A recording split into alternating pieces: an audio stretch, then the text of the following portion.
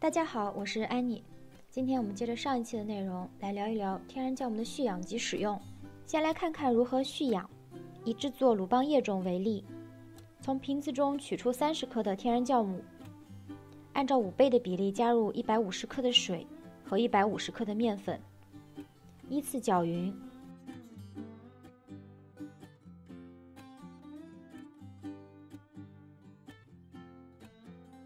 然后室温静置，使其发酵膨胀到2到3倍大。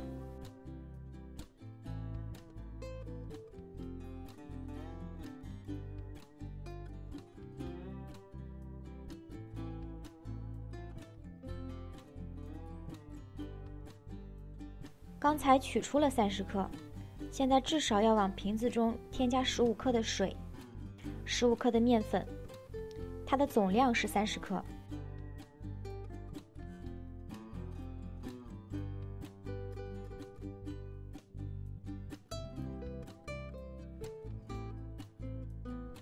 搅匀以后，先室温密封静置1个小时，然后再转移至冷藏。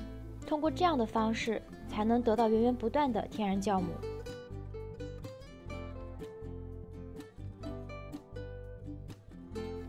但是如果你很长一段时间都不用，可以试试这种方式去保存。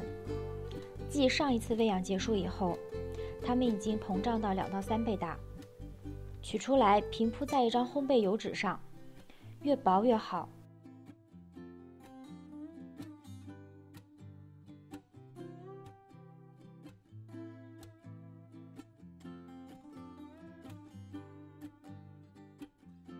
然后贴面压实，在室温条件下放1到2天，让它自然晾干。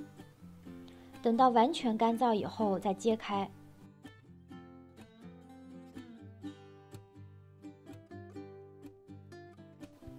用自己喜欢的方式碾碎，再一次密封保存。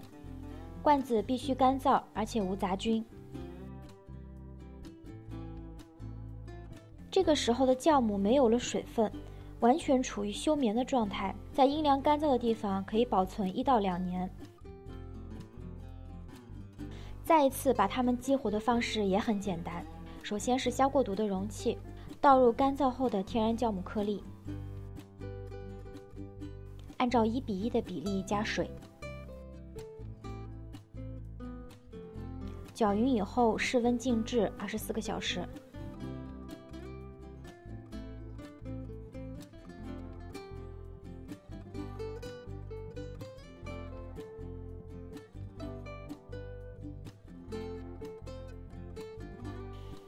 第2天继续往里面加入10克的水，10克的面粉搅匀，和前一天一样静置24个小时。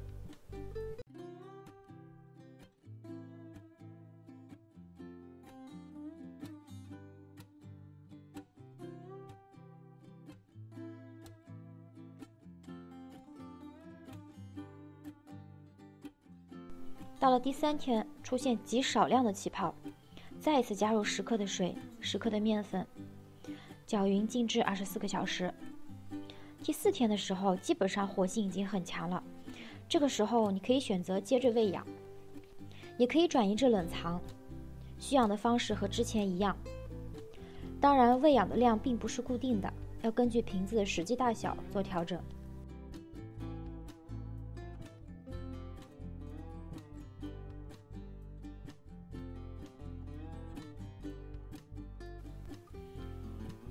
如果你很长一段时间都没有办法照顾它们，你会看到这样一种情况：整体泄气塌陷，表面析出一层液体，并且打开盖子的时候有一股非常刺鼻的酒精味，而这层液体就是酒精。这个时候你不用担心天然酵母是不是坏了，容器中所有的成分搅匀，扔掉至少1半的酵母，再按照1比1的比例加入水和面粉，继续搅匀，静置12到24个小时。重复这个过程2到3次，酵母又能重新充满活力。当然，添加的量也不是固定的，只要保证容器有足够的空间让它们膨胀。目的就是让酵母有充足的养分。酵母只要有氧气、水和其他的营养成分，它们在任何地方都能繁殖。氧气越多，繁殖得越快；氧气不足就会停止繁殖，开始酒精发酵的过程。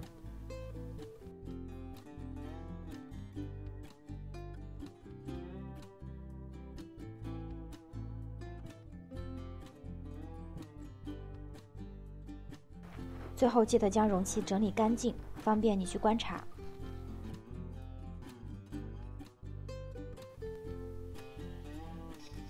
天然酵母并不只是用来做面包或者馒头，它们可以用在任何能用到面粉的地方，比如做司康、做蛋糕、做曲奇饼干、葱油饼等等等等，都可以用天然酵母。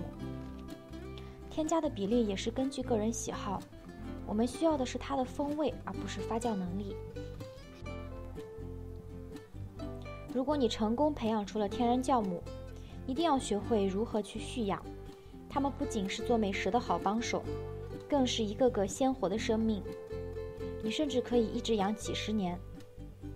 它们和我们一样，充满未知又期待惊喜。下期见，拜拜。